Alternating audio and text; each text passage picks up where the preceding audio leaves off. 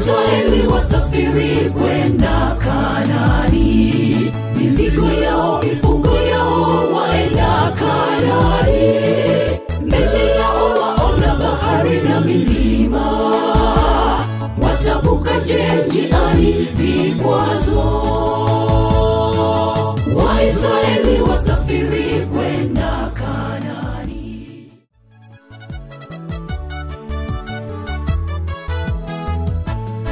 Kijiti cha ajabu alikiona Musa akiwa mlimani Horebu. Sauti ikatoka ikimwambia Musa, vua viatu vyako miguuni.